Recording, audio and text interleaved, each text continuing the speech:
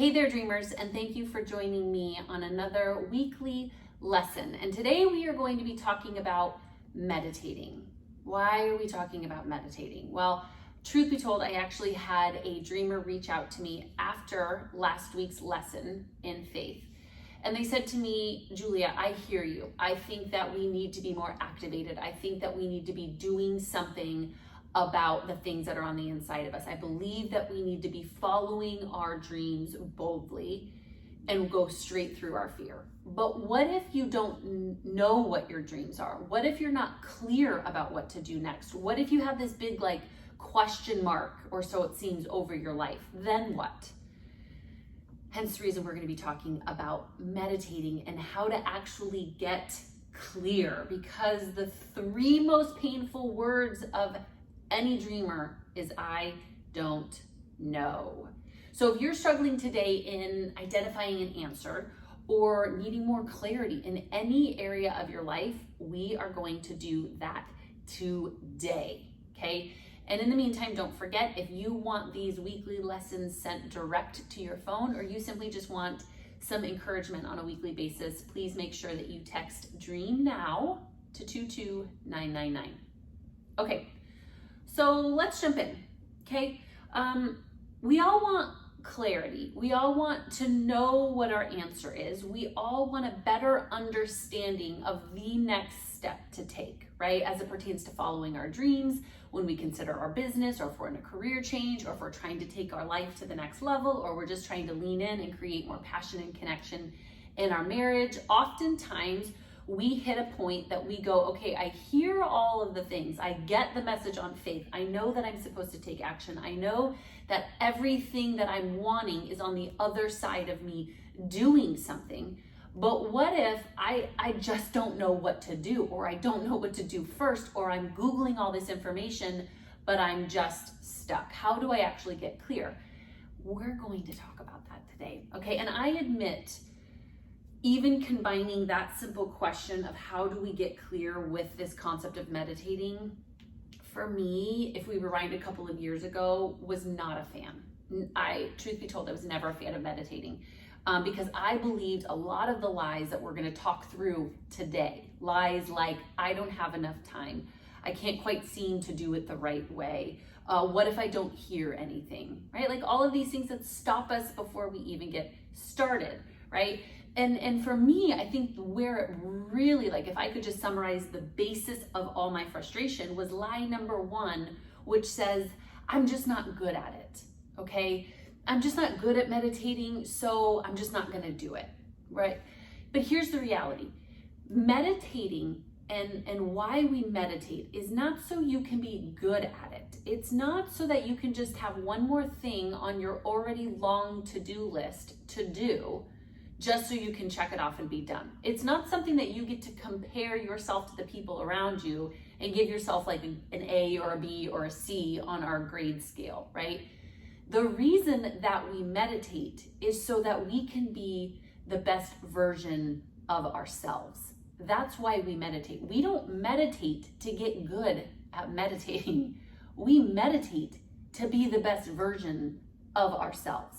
Right? Now, even when I say meditating, what comes up for you, right? Some of us have these real weird illusions around it, thinking that oh, the Bible doesn't talk about that, even though it does very often, right? Or we go, yeah, I meditate all the time. I pray constantly. I'm praying all the time, right? Or some of us could go, I don't understand the question. What did you just say, right?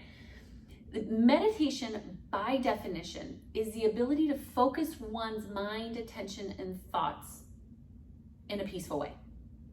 So let me set the stage. Meditating is not some woo-woo universal thing that believers should not partake in.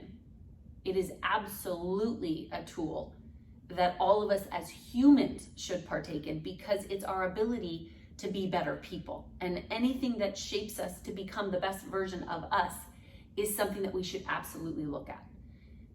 It's also not prayer. So prayer is basically talking to God. It's talking at God. It is casting all of your cares on Him because He cares for you. And most of us have no problem doing that. We sit down at our quiet time and we just let it load, right? Like all of it comes out and we just have a heyday, right? And then we end with, okay, Jesus, thank you. In your name I pray, amen. And then we're out. We literally get up. It's as though you and I are sitting here and we have a one-sided conversation and I just talk at you, which I typically do in these, but then I never give you space to say anything back, okay? Then we wonder why we don't hear from God. We wonder why we're not seeing the answers. Well, anything that's a one-way street, of course you're not going to hear the answers you want in return. So this whole lesson today is really helping you understand what it is and how to do it so you can apply it. But to really kind of blow lie number one out of the water of, I'm just not good at it, let me remind you, it's not being good at it. It's about being good at you. That's why we're going to meditate, okay? Number two, the other lie that we have that stops us from even getting started. I don't know how. I don't know how to meditate. Maybe you've bought an app. Maybe you've bought a program. Maybe you've tried a time or two and you just seem to be so distracted and you can't finish, and so you just don't try any longer, right? Well, if you stay for this video, I'm actually going to show you what I do. I actually put it in my book. I give you my step-by-step process to get into a state of meditation, which I'm going to share with you. But let me shine some light on this lie. How many of you today would say that you have gone to bed at night struggling with anxiety? You are worried, you are doubtful, you are even struggle with fear. Like you go to bed thinking and thinking and thinking about what happened, what could happen, what might happen, or wondering if you're good enough, or wondering if that person is judging you or why they're judging you, or you're fearful of what's going to happen with this new presidency, or you're looking at the world around you going, I don't think that this gets better, it's only going to get worse. And this fear or this doubt or this worry has you spinning around and around and around. Okay.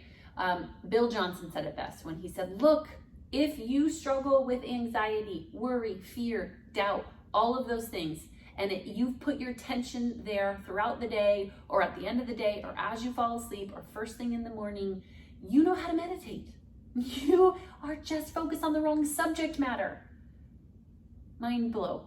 You absolutely know how to meditate, you guys. You just are putting your attention to the wrong subject matter, because that's really all meditating is, right? It's the ability to put my focus and attention on something. It doesn't say positive, it just says on something.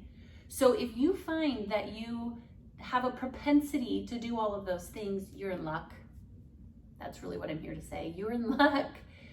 We just need to change the subject matter, which is what we're here to do today. And if we go back to demolishing line number one, that this is designed to make you the best version of you, then we need you focusing on the right things so that you're not just meditating on all the fear, worry, and doubt that makes you a more anxious person, that we actually change the subject matter so you can be a better version of you, okay? Third lie we need to demolish right away is I don't have time. Well, let me put it this way, and I'll include a link to a video that Travis and I did a couple months ago about priorities, is we always have time. It's just where we put our priorities. We are all given the exact same amount of time in every single day. That's one thing we all have in common, no matter where you live or where you're from, how many mistakes you've made, the issues that you're facing today, we all have the same amount of time. And so really it's just a choice in where am I gonna put my time. Bill Johnson said this too. He said that busy is just artificial significance. Often we are so busy looking for the answer out there that we're not providing any space to find the answer in here. And then we wonder why things out here are so messed up is because I'm continuing to duplicate what I see out there.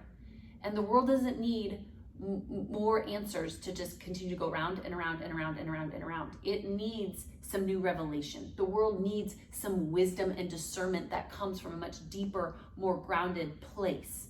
And so the goal of this is to learn how to create the space and create the time so you can get the benefit out of the quiet place and bring it to a world that is very loud. Okay, but yes, you always have time. It's just whether or not you're going to make the time and find the significance that you're looking for, the answers that you're looking for have already been placed on the inside of you, okay? And then line number 4, what if it doesn't work and I just don't get the answer? So fair. Let me read something to you that I wrote in this part of the chapter. God is not keeping anything from you. He's not answering your prayers. And yes, that is a double negative. I use it a lot in the book. He's not answering your prayers. You want the answer. He wants you. Here's what we have to remember about meditating. I know that you want the answer. I know that you want clarity. And what I'm actually going to teach you today is going to provide that to you. However, if that's the only reason that you do it, you're missing one of the core fundamental purposes around why we do this. We do this to be the best version of us and to draw closer to God. Because if we want the answer, then all we're going to be doing is approaching him for the answer, but building no relationship with the person, the God who has the answer, right? Like, do you want to know the God who has all the answers, or do you just want to know the answers, right? Because if we just want the answers, then we're going to continue to live in this fast-paced, instant gratification world, and we're never building character within ourselves, nor are we connecting with God and being able to bring to this world the impossible things that it so desperately needs. So this isn't just about finding the answers, though God is absolutely here to open up the heavens and to give you some of the solutions to the world's biggest problems, including how do you just connect with your 3-year-old when they just want to throw yourselves on the ground, right? Like those answers, he wants to give you those too. But it's about wanting to be closer to him and not just needing the next hit, needing the next right answer, making sure you do all the right things. It's just simply being with him so he can show you what his right thing is, okay? So with all that being said, let's talk about the process of meditating and why it's so powerful and why I'm suggesting you need to do it in order to walk by faith and move straight through the fear that's in front of you, which has kind of been this unintentional ongoing series that we've been doing here on our weekly lessons. But the Bible is very clear in Psalms, right? Psalms 46:10. Here's what it says. It says, "Be still and know that I am God." Be still and know that I am God. This is the formula, you guys. This is the formula we've been looking for. We want to know. Fair. You want to know. You want to know what to do next. You want to know the answer to your problems. You want to know how to increase revenue. You want to know how to create more connection in your marriage. You want to know how to follow your dreams. Heck, you just want to know what your dreams are. We want to know, but are we willing to do what it takes to know? Because I have a propensity, if I'm human, to just get on social media or to Google the answer or to call 5 of my girlfriends and to ask them their opinions. But if I continue to do that and I continue to work that muscle, then I'm missing the power of the formula, which simply says, be still and know that I am God, right? In Isaiah 40:31, it says, "But they who wait for the Lord shall renew their strength. They should mount up on wings like eagles. They should run and not be weary. They shall walk and not be faint. But they who wait for the Lord will renew their strength." Why? Because it's hard. It's a sacrifice. It's the ability to reprioritize your life and your direction and your focus, to put it on something that matters, so then you can go and be utilized in your life at a higher level capacity, right? This is the whole point of why we meditate, is so that we can mount on wings like eagles and have hope and a new perspective despite what's going on around us, right? On top of the fact that research has shown that when you meditate, check this out, the prefrontal cortex of your brain, which is responsible for the chatter, actually goes offline, y'all. It actually stops when you decide to be still. You know what I'm saying? It's just brilliant, okay? But here's what we're gonna have to do. We're gonna have to learn how to create this space, okay? So there's 2 things that I'm gonna have you do. that won't come and find you to make this easier. You're gonna have to do this. And they're simple, stupid, hard, okay? Number one, in order to create this space to go in, which I talk about all the time, if you follow me on social media in any way, I am constantly talking about going in because this is where our dreams are from. But in order to go in, you're going to have to create the space around you so you can create the space within you. What do I mean by that? I mean, don't take 50 hours a day, as though there was, but you get what I'm saying. Don't take 50 hours a day to go meditate. I just want you to take 5. Just 5, right? 5 minutes, but what you need is the space around you that creates the environment for the space within you to come alive. This might mean 5 minutes in the early morning in your closet. That's where I go. I have 4 children. It's my quiet space. That might mean as you're falling asleep at night. That might mean in the middle of busy meetings, in the middle of your car. That might mean at the end of your walk on the top of that mountain, right there. That might mean in the park as you're doing laps, right in the middle where there's that tree that it's quiet and serene, right there. That might mean out on your porch looking at the view. I need you to find the space around you so that you can connect with the space within you. That's step number 1. Where is that space? Number 2, for a while, until that muscle is stronger, those 5 minutes, or maybe you're gonna give yourself an hour, whatever that might be for you, I want it scheduled. Like it won't just come find you. And in fact, that to-do list is gonna be really super loud most days. And so you need to learn how to schedule it until it becomes so unconsciously normal that you do it without having to be on your schedule. So don't think that you should just do it, that you should be smart enough, wise enough, strong enough to do it on your own. The reality is anytime we do something new, we don't like it, and we probably need a little accountability around doing it. So put it on your calendar, which is number 2. Pick a time and then stick with it, okay? Once you do that, here's how you meditate, you guys. There's 3 layers that I talk about in my book, and this has been a game changer for me. Game changer, okay? Level number 1 is the chatter. When you sit down to meditate, your brain is going to go crazy, like berserk. It is going to light up and freak out of all the things that you should be doing, that this is stupid, and why am I doing this, and I don't have time for this, and is this even the right thing to be doing, and am I doing it the right way, and is all my kids, and is the stove on, and can I just do this tomorrow? You know what I'm saying? All of those things. It's going to go crazy. It's going to light itself up. But I promise you, if you stick with this, it will stop. This is just the chatter phase, okay? This takes 5 to 10 minutes. Sit with it. Do not judge it.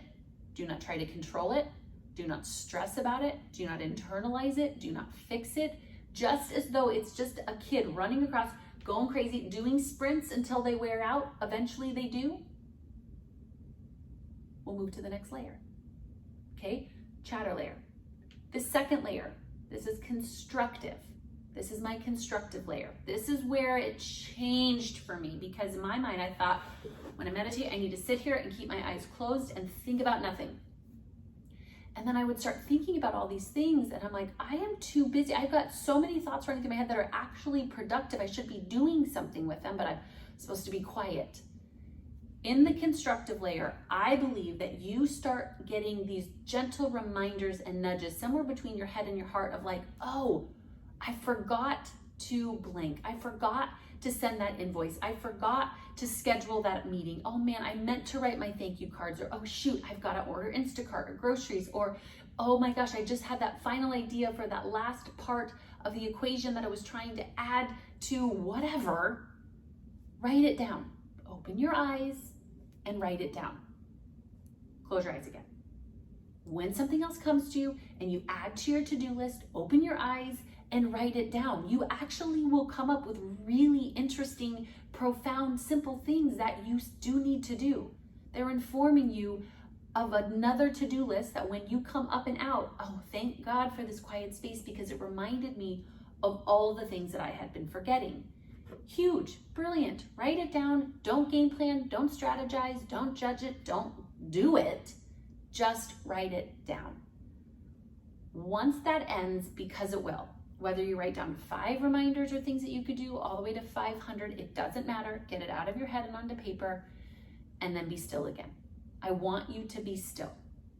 This is the creation layer.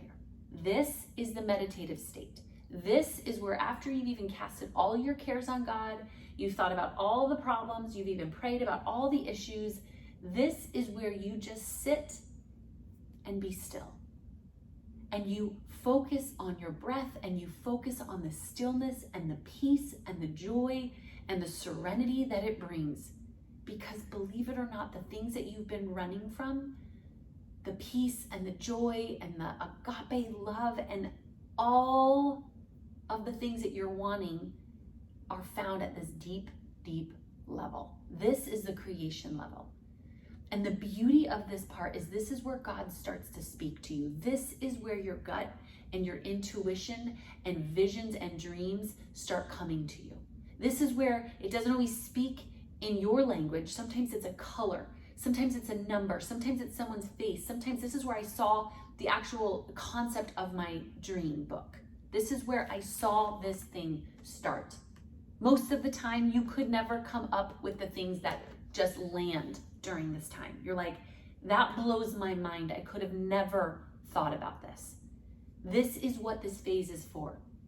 It's also just space to clear you of the chatter and of the loud. So even if a quote unquote answer doesn't land, that's not what this is for. It's to clear you, to create an opening. So when you go live your life, when you go actually start applying yourself to your life and you get into business, all of a sudden you're going to be led and something is going to nudge you to that person. Go talk to that person or call this person, right? Or have the courage and the faith to do the thing. It comes from this space. It's positioning you to not only identify dreams and visions and something so much deeper in this phase, it's also preparing you and positioning you so when you go live out there, that you are wired and positioned to hear. God speaks in the most incredible ways that we can't compartmentalize in a perfect order and strategic plan. And the point of meditating is to clear the chatter in our brain, to blow our mind, so we can actually get after our hearts, so we can live wholehearted, so we can live open and ready. And so when life is granting us with the answers, we're prepared. This is the power. The minute I come up out of this space, I grab my journal and pen and I write down everything I saw, everything I felt, everything I experienced, every color, every energy, every emotion, every notice, even if it's just peace, even if it's simply nothing. I do my best to actually write it down and to capitalize on it, because here's the reality. Most of the things that do land in this place need to be written down so you will move on it. This, according to last week, when you start walking in faith, these are the things that are waiting for you to make your move. These are the things that when you start to get busy again and you start to get a little bit preoccupied by all the things going on around you, that you come back to what you wrote down in this quiet time and you go, I know that my world looks this way, but I know what I'm supposed to do next. I know that I've messed up and I've made mistakes and nothing looks right in the world around me. But somewhere deep inside me, I feel very clear about what I'm supposed to do next. Even though it's not easy or convenient, I'm clear on what I'm supposed to do next. This, my friends, is why we meditate. The world is waiting for you and me to get silent, to get clear, so we can get activated and moving from within. We don't need more movers and shakers, just checking off things on our to-do list, living reactive and busy. We need people who are aware and alert and awake and renewed, as though we are on wings of eagles. We need people who are running and not falling faint. We need people who are running the race that was set before them with grace and mercy and peace and joy and passion and an unapologetic pursuit. That's what we need. And this space is what it's going to give you to get there. So here's what I'm going to encourage you today. Number one, pick your space. Find the environment around you so you can create the space within you. Number 2, put it on your calendar. Make the time. It won't come and find you. You need to find it, prepare it, put it on your calendar before you even get there so you don't have to think about it. You can just show up and engage, and then practice these 3 levels of meditation. Go through the chatter, go through the constructive, and get yourself to the creation layer. Let yourself sit with you. Let yourself sit with the creator of the universe, who doesn't just want to give you answers. He just wants your heart. He wants to change your heart. He wants to blow your mind. And of course, don't forget, pass this along to a friend, another dreamer who is waiting to understand how to be clear about the dreams that are on the inside of them so they can follow them every single day of their life. So click like, hit subscribe, and share away.